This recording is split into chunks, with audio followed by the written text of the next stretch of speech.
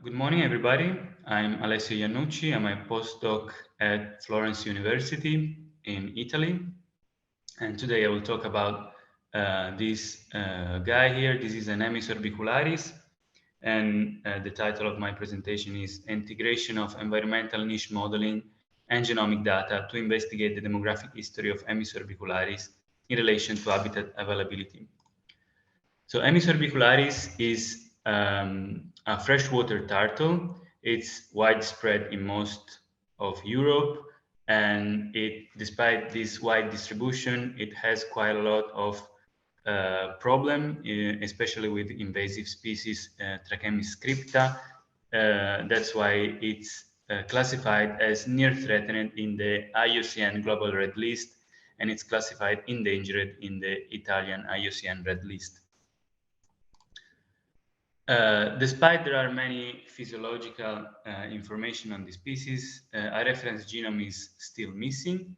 That's why the main aim of this study was to produce the first reference genome for this freshwater turtle, and we use the genomic data that are almost ready to evaluate the environmental past, niche, and population demographic history of the species that I will explain to you in a minute in more detail.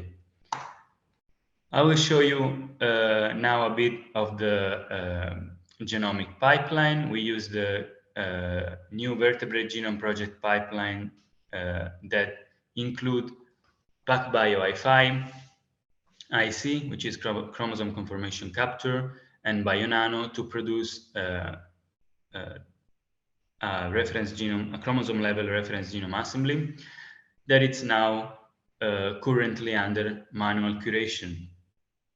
However, we already have some preliminary data. We have an assembly size of 2.3 gigabases, which is exactly the genome size which was estimated using flow cytometry for this species. We have, and the longest scaffold is 373 base pair. We had nice Busco scores, and we got a GC percentage content of 44.74. We also tried to anchor the genome of this species to its karyotype. In 2019, we produced the karyotype for the species Emys orbicularis, which is this one here on the left. It has 25 chromosomes. Many of them are microchromosomes. And as you can see here, chromosomes are traditionally not ordered in a basing on the size of the chromosome in hemidids. So that's why we assemble the karyotype like this, that we first put the metacentric, then the acrocentric, and then the microchromosome. To anchor the genome that we produce to the karyotype of the species, we use the chromosome sequencing approach. We microdissected each chromosome of the species, and we sequence each single chromosome of the species. So basically, we got the chromosome reads for each specific chromosome, and then we have the scaffolds of our reference genome. So what we did was basically just to map the reads of our chromosome onto the scaffold of our reference genome to fish out the scaffolds that belong to each of the chromosome. And we did this by using DOPSEC analyzer, which are some pipeline specifically developed for single chromosome sequencing. So what are we going to do with this genome? We would like to couple the genomic data, as I said in the beginning, with environmental niche modeling data. So basically, environmental niche modeling is used to produce an occurrence map for Emys orbicularis based on the climatic data of present observation. So basically here on the left, we have the observation of Emys orbicularis. We registered the present climatic data for each of these occurrence, and we produce a map like this one on the right. So we have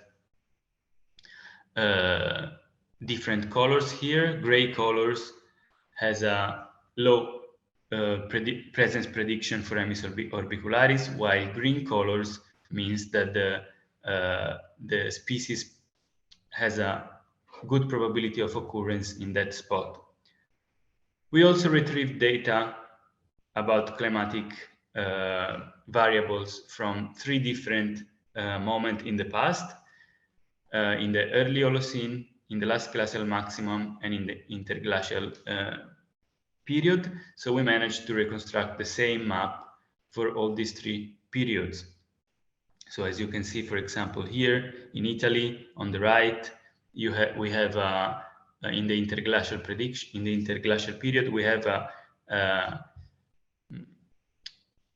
high occurrence of Emys orbicularis in Italy based on this prediction. Then how we couple this data with genomic data. So we perform a PSMC analysis using our genome, and we used a generation time of 19 years. We used a mutation rate that we calculated by taking into account the pairwise distance between Emys orbicularis and Terrapene carolina, and we calculated the PSMC that you see here in the left part of this slide.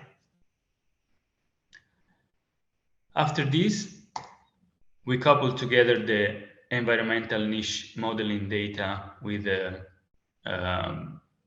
PSMC analysis, and as you can see here, we have a peak just after the last interglacial period, and then we have a decrease in population size during the early Holocene. So the peak of the population size that we have after the last interglacial can be associated with the widespread distribution of the species during that time, I mean, based on the estimation of environmental niche modeling. And interestingly, even if in the early Holocene, the predicted distribution of Emys orbicularis was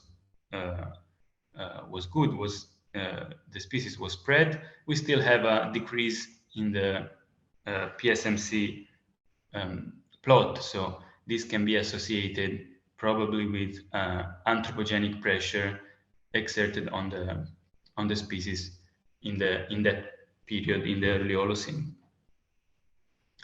So this is basically how we managed to integrate environmental niche modeling with genomic data, and further analysis will include in the same study also different turtle species on which to calculate the same, on which to perform the same analysis. I would like to acknowledge these people here: Massimo, Chiara, Sara, Guido, Eric, and Vladimir, which are all part of this project. And I would like to thank you all for your attention.